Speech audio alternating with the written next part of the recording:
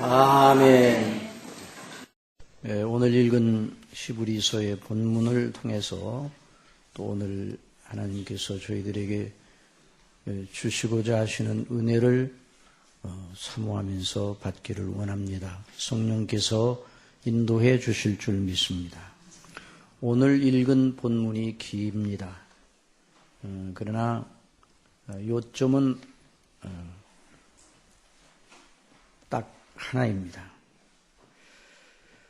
그 본문 전체의 요점을 나타낸 부분을 말하면 히브리서 7장 20절로 22절 말씀을 가리키면 되겠습니다. 또 예수께서 제사장 된 것은 맹세 없이 된 것이 아니니 저희는 맹세 없이 제사장이 되었으되 오직 예수는 자기에게 말씀하신 자로 말미암아 맹세로 되신 것이라. 맹세로 되신 것이라. 주께서 맹세하시고 뉘우치지 아니하시리니 내가 영원히 제사장이라 하셨도다. 이와 같이 예수는 더 좋은 언약의 보증이 되셨느니라. 예수님께서 멜기세덱의 반차를 좇은 대제사장이라.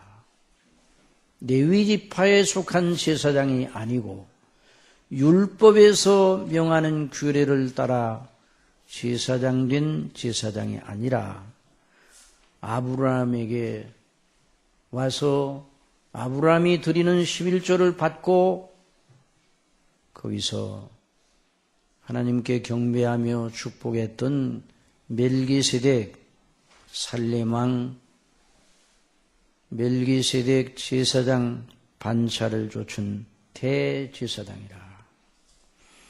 그 대제사장이신 예수님께서 완전하고 영원한 제사장이요 영원한 언약의 보증이라. 그렇게 이 본문이 말하고 있습니다. 우리 한번 따라 해봅시다. 완전하고 영원한 제사장, 영원한 언약의 보증. 우리 예수님을 묘사하는 이 귀한 거룩한 기록, 성경 말씀, 이것은 천지가 변하여도 지워지지 아니할, 없어지지 아니할, 무효화되지 아니할 그런 법령, 하나님 앞에 영원한 하나님께서 반포하신 법령과도 같은 것입니다. 예수님께서 우리를 죄에서 구원하시는 구주가 되셨습니다. 그 말은 하나님과 우리 사이에 중보자가 되셨다는 것을 의미합니다. 여러분, 중보자는 무엇을 하는 사람입니까? 문제의 쌍방 사이에 서서 일을 풀어나가 둘 사이가 잘 되게 하는 사람이다. 그렇게 말할 수 있어요. 중보자는 문제되는 쌍방 사이에 서서 둘을 화해시키고 조정하고 그래서 둘 사이가 원만한 사이가 되도록 주선하는 사람이다. 그렇게 말할 수 있어요. 갈라디아서 3장 20절에 중보는 한편만 위한 자가 아니니 오직 하나님은 하나이시니라. 우리 주님께서 구주 되심은 하나님과 우리 사이에 서서 중보의 일을 완수하셨다는 그 말입니다. 사랑하시는 성도 여러분, 하나님과 우리 사이의 문제는 무엇이겠습니까?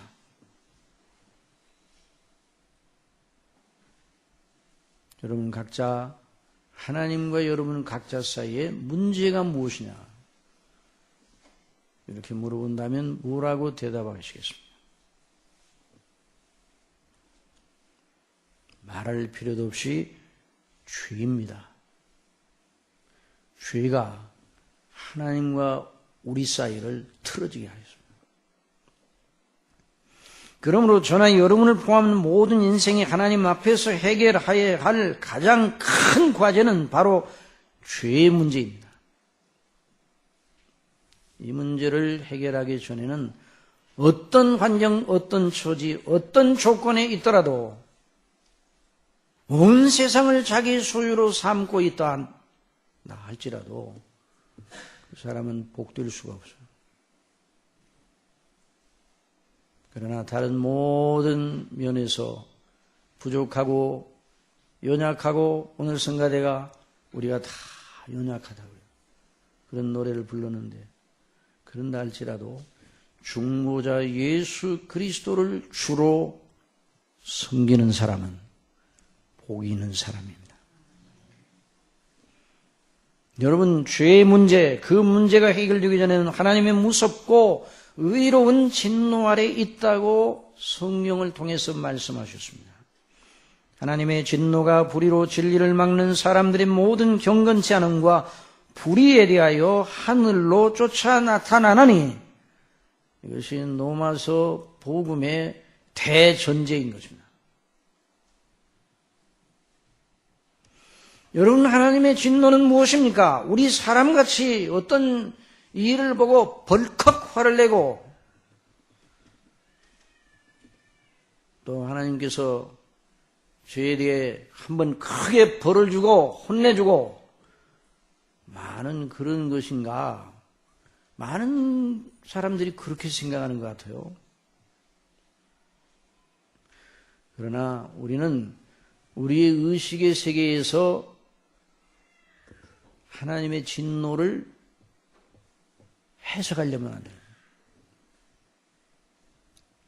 성경에 기록된 대로 하나님의 진노를 해석하고 알아야 됩니다. 하나님의 진노는 하나님의 완전하신 속성, 완전하신 하나님, 완전하신 하나님의 엄정한 공의의 발로예요.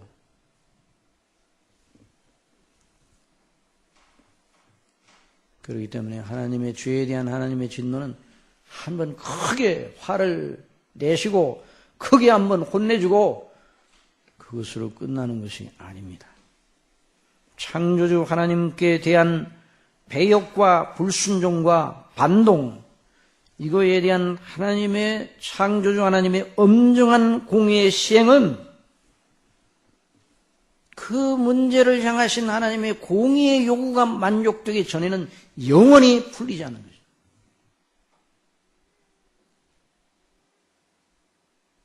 여러분, 지옥에 대해서 사람들이 그걸 믿으려고 하질 않아요. 받아들이려고 하잖아요. 지옥은 어느 곳인가? 지옥은 사람들이 생각하기를 조금 불편한 곳이 아닌가? 그렇게 생각하려고 합니다.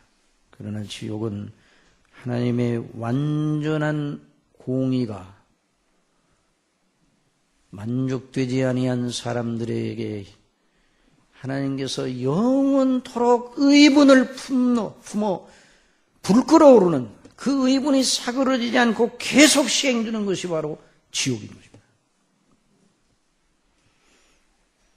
그래서 우리 예수님께서 몸은 죽여도 영혼은 능히 죽이지 못하는 자들을 두려워하지 말고 오직 몸과 영혼을 능히 지옥에 멸하시는 자를 두려워하라 말씀해 주셨어요. 여러분, 지옥을 무서워하지 않아요? 죄의 싹신 사망, 그거에 대한 하나님의 진노는 지옥으로 나타나는 것이죠. 누가복음 12장 5절에 마땅히 두려워할 자를 내가 너희에게 보내리니 곧 죽인 후에 또한 지옥에 던져 넣는 권세 있는 그를 두려워하라. 내가 참으로 너희에게 이르노니 그를 두려워하라. 또 우리 예수님께서 마가복음에 만일 네 눈이 너를 범죄케 하거든 빼어버리라. 한 눈으로 하나님의 나라에 들어가는 것이 두 눈을 가지고 지옥에 던지우는 것보다 나으니라. 거기는 구더기도 죽지 않고 불도 꺼지지 아니하느니라. 사람마다 불로서 소금치듯 함을 받으리라. 오늘날 현대주의, 현대사상, 현대풍조는 죄에 대한 성경의 증거를 받아들이지 않습니다. 죄를 사람의 도덕적 양심을 거스르는 정도로 생각합니다. 그것도 죄입니다. 그러나 더 깊고 더 높고 더 심각한 문제가 죄 속에 있는 거죠. 죄를 사람과 사람 사이의 사회적인 관계 차원에서 국한시켜 이해하려고도 합니다. 물론 그런 죄도 죄라고 할 수 있어요. 그러나 이 죄의 근본적인 문제는 하나님 창조주 하나님과의 관계예요. 그리고 죄는 외부로 나타난 행실의 차원에서만 생각할 것이 아니라 예수님께서 말씀하신 것처럼 죄는 겉으로 드러나 보이는 행실 그거보다 그 깊은 내면 마음의 문제임을 분명하게 예수님 말씀해 주셨어요.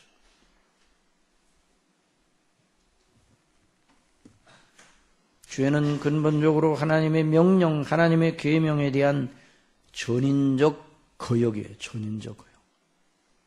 그 생각과 정서와 의지와 모든 것이 하나님을 대적하고 싫어하고 미워하고 하나님을 마음에 두기를 싫어하고 하나님 생각하는 것조차 아예 그 마음에 조금이라도 하나님을 생각하는 데에 여유를 갖지 못하게 쫓아버립니다. 그래서 사람 마음속에 하나님이 계실 자리가 없습니다. 본성 속에. 여러분, 아담과 하와가 처음 지은 죄를 생각해 보십시오. 아담과 하와가 무엇을 잘못하였습니까? 하나님께서 명하신 바를 어겼죠. 선악을 알게 하는 나무의 실과를 따먹었습니다. 그것이 죄의 원조였어요. 오늘 현대인들은 어떻게 생각하는 거 아니? 아담과 하와가 저지른 죄가 그렇게 큰 것인가? 실과 하나 따먹은 것을 가지고 뭐 그렇게도 큰 일로 삼으시오. 에덴에서 추방하시고 죽이시다니. 하나님의 행사가 너무 지나친 것이 아닌가 하는 식이에요. 그러니 성경에서 죄에 대하여 하나님께서 행하시는 처사가 도를 넘어 너무 모질고 지나쳐 보이게 되는 것입니다. 그런 식으로 보면 오늘날 그리스도인들로 자처하는 이들 가운데 많은 이들이 그런 식으로 죄를 생각하는 경우들이 많습니다. 그러면 그렇게 생각하면 예수님은 너무 지나치게 하신 분입니다. 그렇게 생각하면 예수님이 하늘의 영광을 버리고 이 땅에 오셨다는 것이 너무 지나친 일이에요. 그 더군다나 십자가에 못 박혀 죽으셨다는 것도 너무 지나친 일이에요.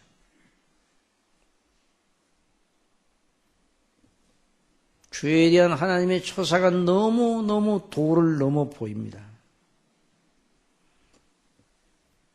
근대 교회사 18세기, 19세기의 도덕 가마설과 같은 이론이 그런 맥락에서 나오는 것입니다.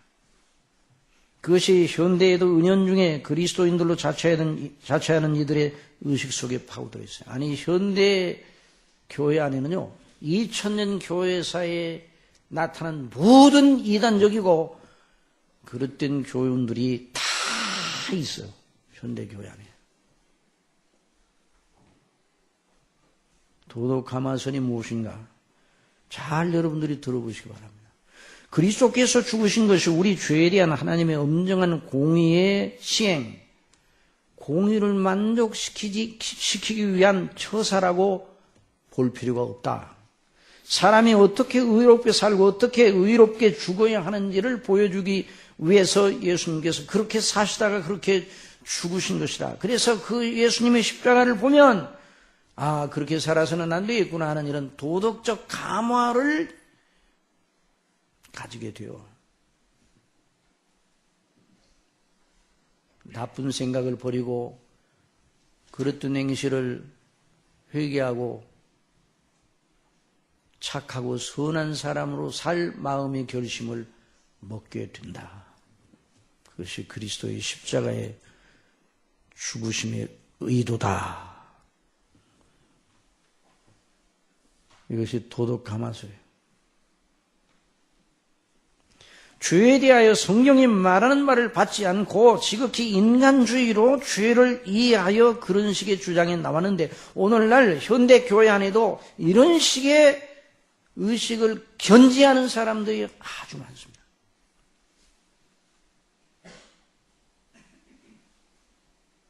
인간의 문제가 죄이기는 하지만 그것이 하나님의 공의 앞에 영원한 진노를 받을 만한 것은 아니라 그렇게 생각합니다.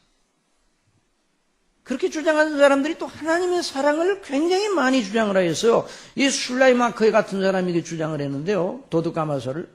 그 사람은 하나님의 사랑을 굉장히 강조했습니다. 종교를 정서, 감성, 감정적인 부분의 종교의 자리를 거기다 뒀어요.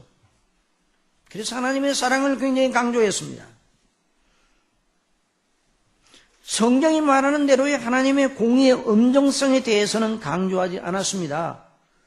그러니 영원한 진노의 표현은 지옥 형벌 같은 것에 대해서 얘기할 필요가 없어요. 그렇게 되면. 그러니 하나님의 공의를 무시하고 하나님의 사랑만 강조하면 어떤 결과가 되는가? 하나님은 사랑이 너무나 넘쳐서 스스로를 속이기를 즐겨하시는 하나님으로 만들어버려요. 이런 하나님은 존재하지 않습니다.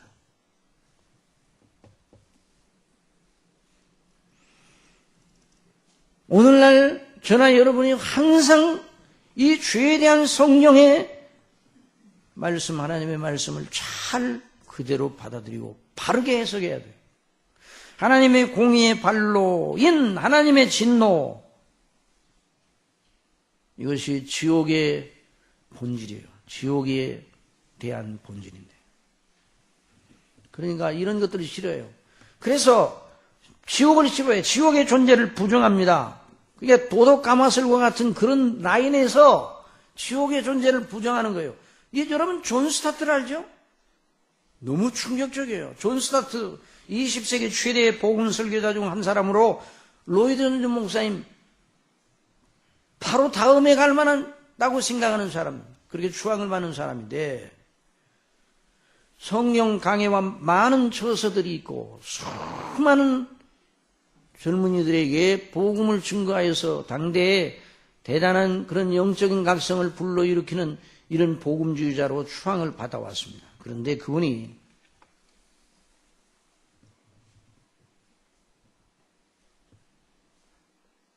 돌아가시기 전에 몇 년 전부터 영혼 조건 멸절설을 주장을 해서 치명적인 일이에요.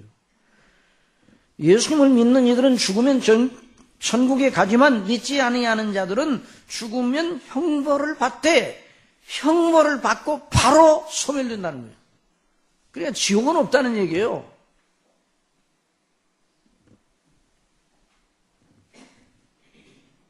여러분, 존 스타트가 그렇게 정말 끝까지 그 관점을 놓지 않고 세상을 떠났다면 존 스타트는 다른 복음을 전한 사람입니다.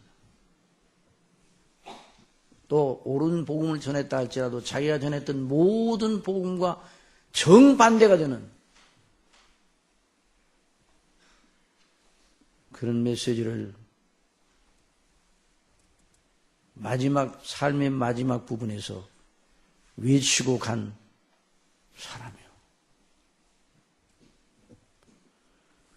여러분, 성경을 강론할 때, 읽을 때 우리의 주관적인 의식이나 사람들이 생각하는 의식, 우리의 생각이 항상 앞서가지고 성경을 해석하면 안 돼요. 저는 벌써 다른 길로 들었습니다.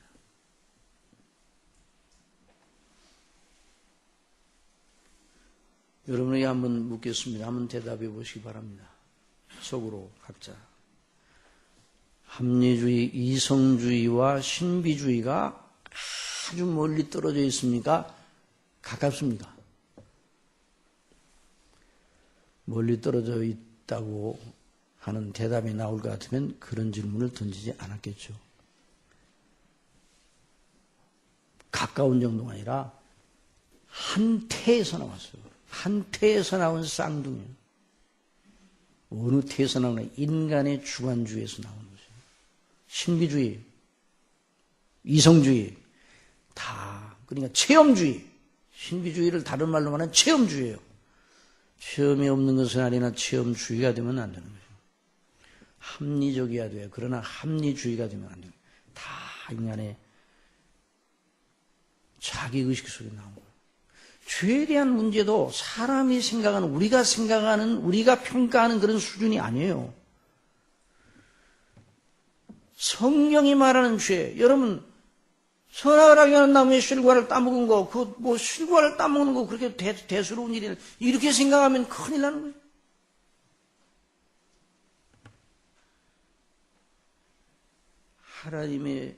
하나님을 거역하고 하나님의 명을 거역하는 건 창조주 하나님을 도전하고 부인하고 그 존재를 자기 안중에도 두지 않는다는 말이에요. 그러니까 이 죄는 정말 무서운 것이에요. 그런데 저와 여러분이 나면서부터 이 죄를 가지고 태어나죠. 그러니 종교개혁은 하나님 없이 사람이 사람을 집중적으로 연구한 인문학의 소산으로 난 것이 아닙니다. 여러분, 종교개혁 때 르네상스가 거의 같은 시기에 일어나는데, 르네상스, 이게 중세는 인문학과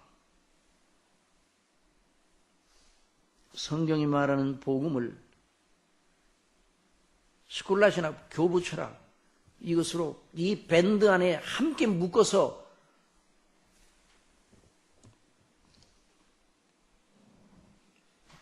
중세 로만 캐톨릭의 권세 아래다가 두고서 꼼짝 못하게 해서.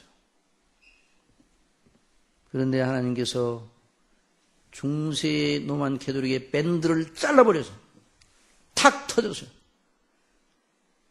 어떤 결과는 르네상스는 인문학의 복고주의로 하죠. 철학의 본산지인 헬라 철학으로 돌아가죠. 교회는 하나님의 말씀인 성경으로 돌아가 성경이 뭘 말하고 있는가, 하나님께서 성경을 통해 뭘 말씀하고 계시는가에 대한 성경의 권위와 능력과 성경에 대한 바른 해석, 바른 이해. 그러니까 이것은 사람에게서 난 것이 아니에요. 하나님의 성령님의 놀라운 행사였습니다. 여러분, 종교개혁은 하나님의 행사인 줄 믿으시기 바랍니다. 여러분, 개혁주의가 뭔가? 개혁주의 하면 뭘 자꾸 고친다느니 그냥 고치는 게 아니에요. 무조건 그냥 개혁하면 되는 게 아니에요. 표준이 있어요, 표준. 개혁의 표준은 무엇입니까? 성경이에요. 한번 따라해보세요. 정확, 무호한 하나님의 말씀인 성경.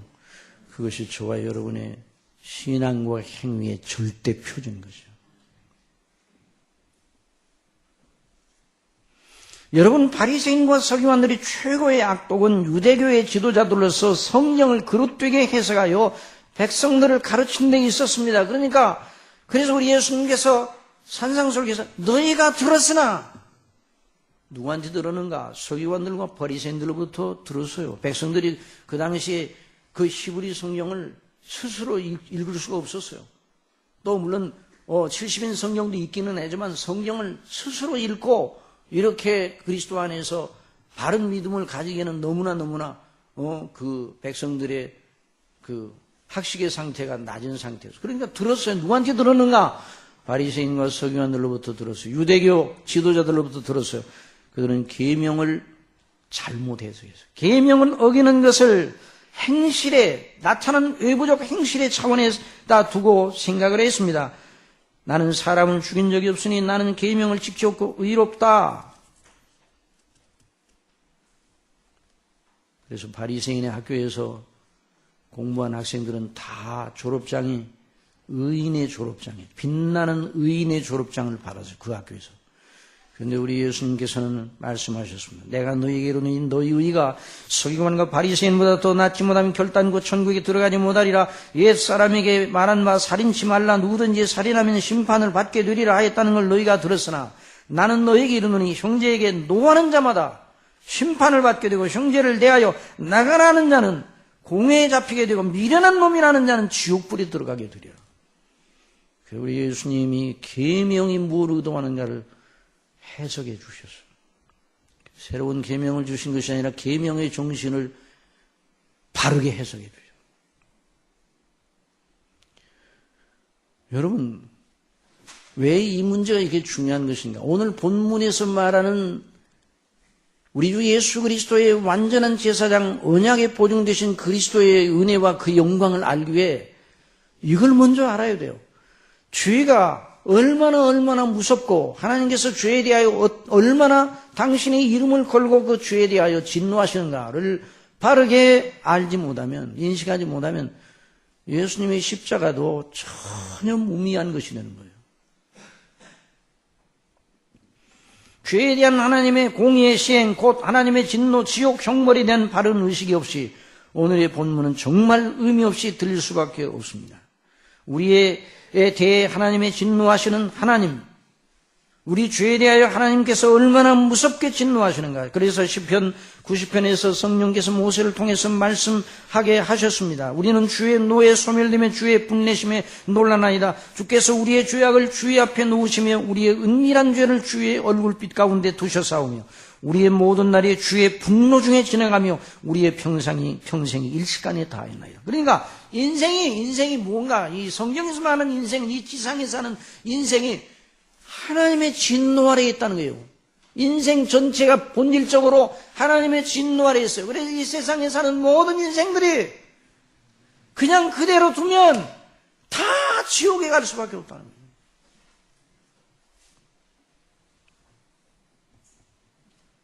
인간을 나이스하게 교육을 시키고 착하게 좀 훈련을 시키고 그렇게 하면 쓸만한 인간이 되는 것인가? 일반적으로 그렇게 생각해요. 물론 교육이 필요 없다는 것은 아니지만, 그렇지만은 그것이 하나님의 진노를 막아주는 방패가 되지는 못하는 거예요.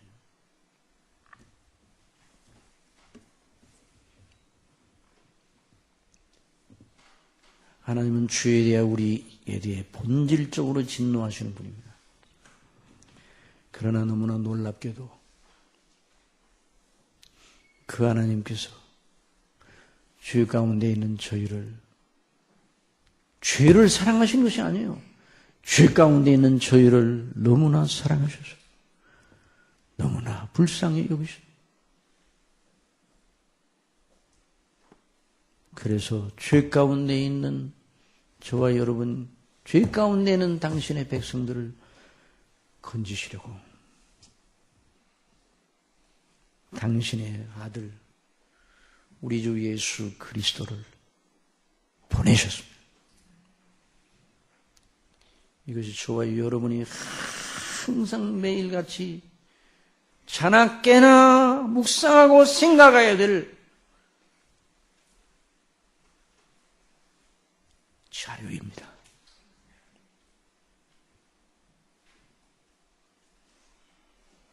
우리 마음의 흑암이 덮이고 우리를 압박하는 그 고통에 찌르는 가시가 있다 손치더라도 하나님의 아들, 하나님의 보내신 자, 우리 주 예수 그리스도를 묵상하시기 바랍니다. 우리 죄에 대하여 진노하시는 하나님,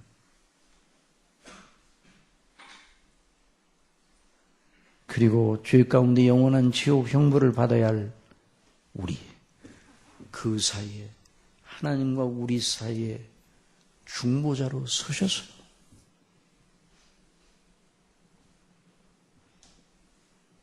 그 중보자는 필연코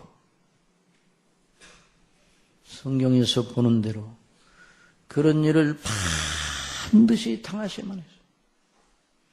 그러니까 우리 예수님이 십자가에 못 박혀 죽으신 것은 너무 지나치게 하신 것이 아니에요. 한 사람의 영혼을 구원하시려 한다 할지라도 예수님이 하신 그 일을 똑같이 하셨습니다.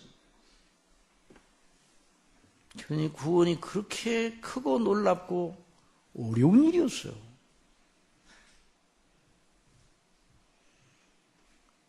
예수님의 구원의 내용은 무엇입니까? 하나님의 진노를 가라앉히고 우리를 이끌어 그 하나님 앞에 나아가게 하시는 중보의 일이라, 이렇게 말할 수 있습니다.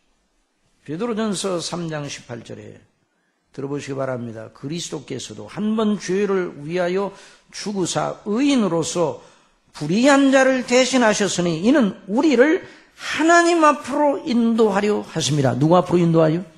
하나님 앞으로 인도하려 하십니다. 육체로는 죽임을 당하시고 영으로는 살리심을 받으셨습니다. 중보는 한편만 위한 자가 아니요 오직 하나님은 하나이시니라. 그러니 우리 구원을 위한 그리스도의 중보 사역은, 하나님과 우리 사이의 중보 사역의 핵심은 무엇인가? 제사입니다. 물론 중보직은 제사장직만 중보직이 아니에요. 그리스도의 3직, 한번 다 같이 그리스도의 제사장 되신, 그 다음에요 그리스도의 선지자, 그 다음에 그리스도의 왕. 이 세 직이 하나님이 구별하셔서 기름 부은 그리스도의 직임이에요. 그리스도라는 말은 기름 부으심을 받았다는 그런 말에서 나온 말인데, 선지자직은 하나님과 백성들 사이에 서서 여전히 중보자적인 하나님의 말씀을 받아 백성들이 전하는 직임이었습니다. 왕직은 하나님과 백성들 사이에 서서 하나님의 뜻대로 백성들을 다스리는 직임이죠. 우리 예수님은 제사장으로 하나님과 백성들 사이에 서셨어요. 선지자로 하나님과 백성들 사이에 서셨어요. 왕으로 하나님과 백성들 사이에 서셨어요. 그런데 그 세 중보직이 다 필요합니다. 그런데 가장 핵심적인 중보직은 뭔가? 제사장 중보직. 제사장 그리고 제사. 그래서 구약시대 하나님께서 모세에게 율법을 주시되 제사법을 중심에 두게 하셨습니다. 모세의 제사법의 중심은 무엇이었습니까? 백성들의 죄를 대신 지고 하나님 앞에서 대신 죽임을 당한 짐승들의 피의 이야기예요. 여러분, 구약시대 율법의 제사제도의 이야기는 무슨 이야기예요? 백성들의 죄를 지고 억울하게 죽음을 당한 짐승들의 피의 이야기예요.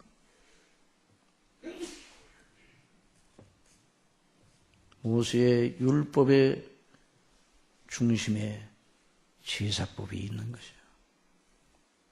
죄의 삭은 사망이라 로마서 6장 23절에서 말씀하신 것처럼, 또 히브리서 9장 22절에 율법을 쫓아 거의 모든 물건이 피로써 정결케 되다니 피를 내려 피 흘림이 없은즉 사함이 없느니라.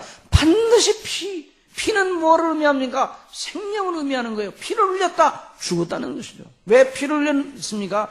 죄를 지어 백성들의 죄를 대신 짊어진 짐승이 무참하게 죽임을 당하여 피를 흘려 그 피를 가지고 속죄소에 들어가 뿌렸을 때 백성들의 죄가 용서가 되었습니다. 그 제사법을 누가 주셨습니까? 하나님이 주셨습니다. 그런데 그 제사법을 완전한 속죄법으로 주신 것이 아닙니다. 한번 합시다. 그림자와 모형으로. 그러니까 구약의 제사법, 율법은 완전한 법이 되지를 못합니다. 그 누가 그렇게 만드셨는가? 하나님이 그렇게 만드셨어요. 그러니까 아브라함에게 언약하신 그 언약을 이루어 하나님의 택한 백성들을 구원하시려는 그 거룩하신 뜻을 세우셨는데, 그걸 아브라함에게 계시로 언약으로 알려주셨어요. 그런데 그 뜻을 이루어 나가시는 과정 중에 모세의 율법을 주신 것이에요. 그래서 모세 율법으로 말미암아, 모세를 통해 주신 율법으로 말미암아 세워진 그 속죄 제사법은 그림자와 모형이었습니다. 그래서 오늘 본문이 그것을 말합니다. 7장 11절 한번 보십시다. 레위계 통해 제사직분으로 말미암아, 이게 율법에 명시된 제사는 레위 지파가 담당케 했습니다. 온전함을 얻을 수 있었으면 백성이 그 아래에서 율법을 받았으며, 그게 온전하지 못하다는 말이죠. 어째 아론의 반차를 쫓지 않고 멜기세덱의 반차를 쫓은 별다른 한 제사장을 세울 필요가 있느냐? 제사직분이 변혁한 즉 율법도 반드시 변혁하리. 이것은 한 사람도 제단 이를 받들지 않은 다른 지파에 속한 자를 가리켜 말한 것이다. 우리 주께서 유다로 쫓아나신 것이 분명한. 우리 예수님은 어느 지파 사람이에요? 유다 지파 사람이에요.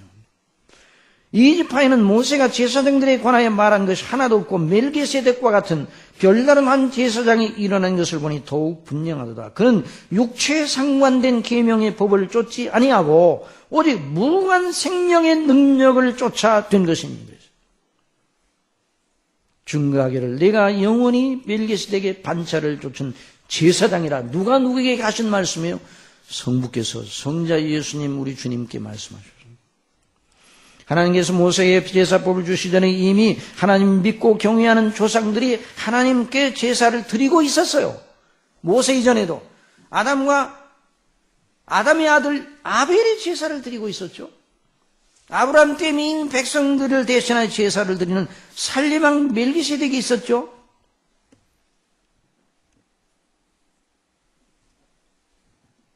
모세에게 율법을 주셔서 제사를 드리게 하신 것은 그 하나님의 거룩하신 뜻대로 백성들을 완전하게 구원하시려는 뜻을 이루기 위한 준비 작업으로 주신 것입니다.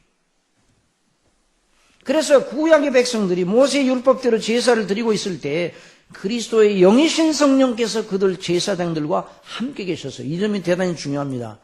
성령님은 누구시라고요?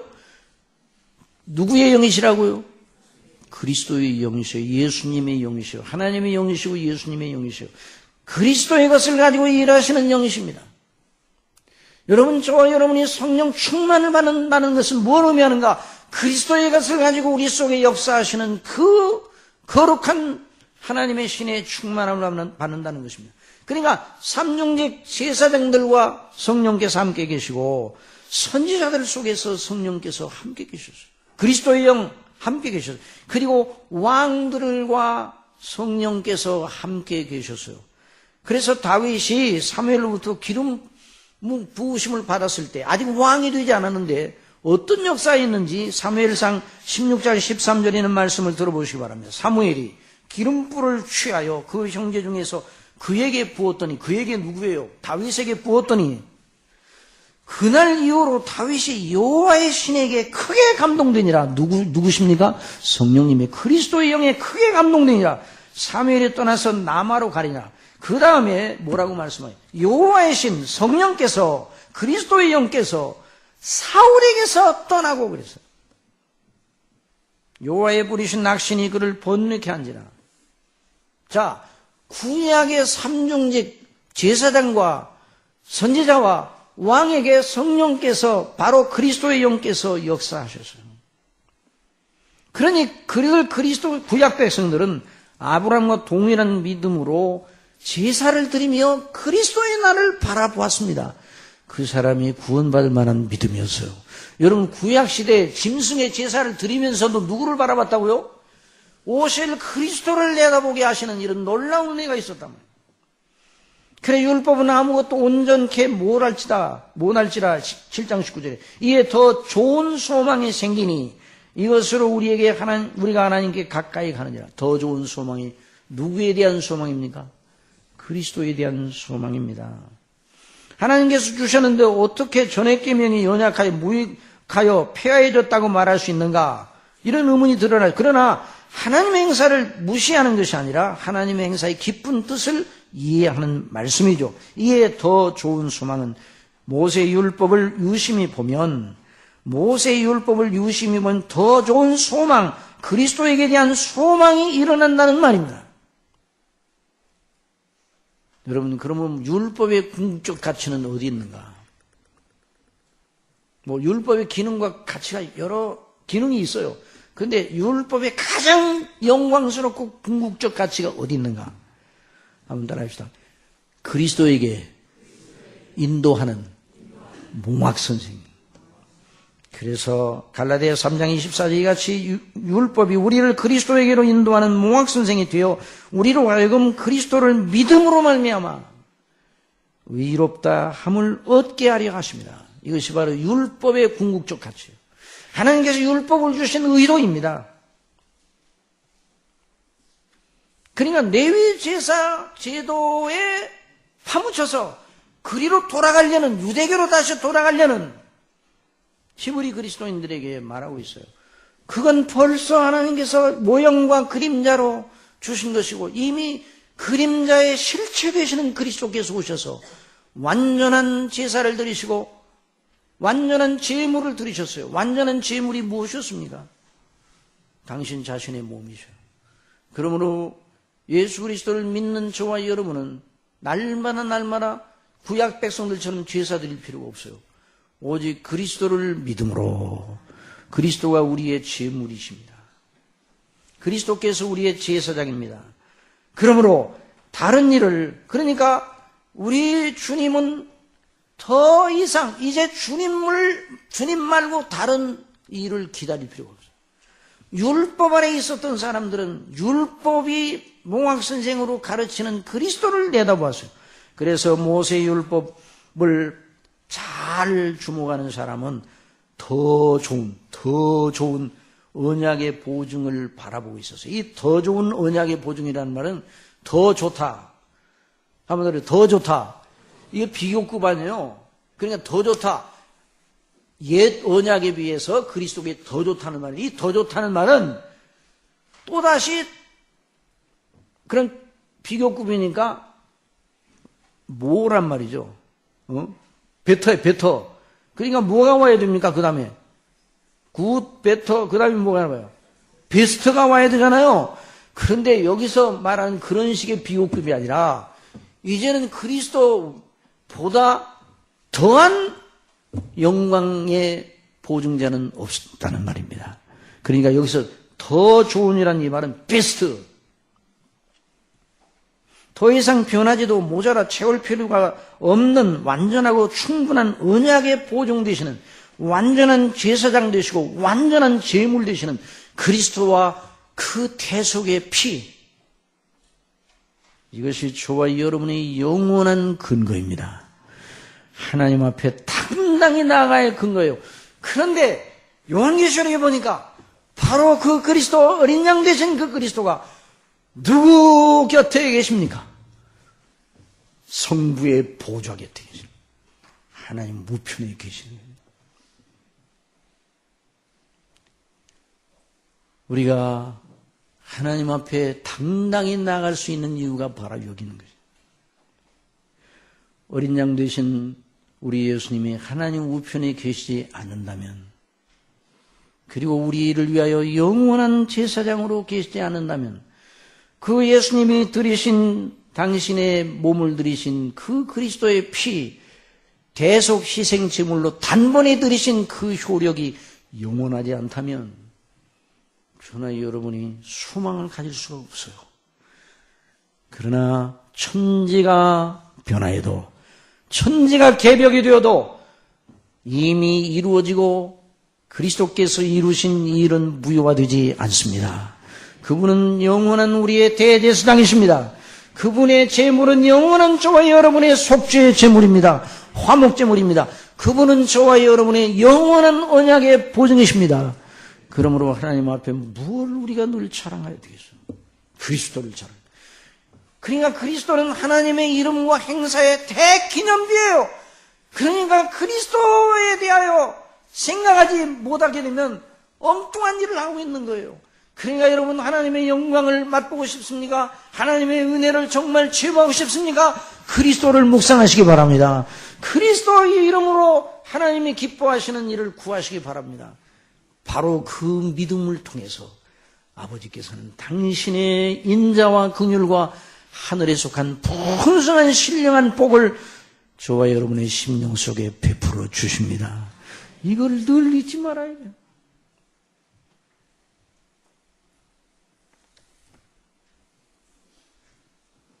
그러므로 이러한 대제사장은 우리에게 합당하니 거룩하고 악이 없고 더러움이 없고 죄인에게서 떠나 계시고 하늘보다 높이 되신 자라.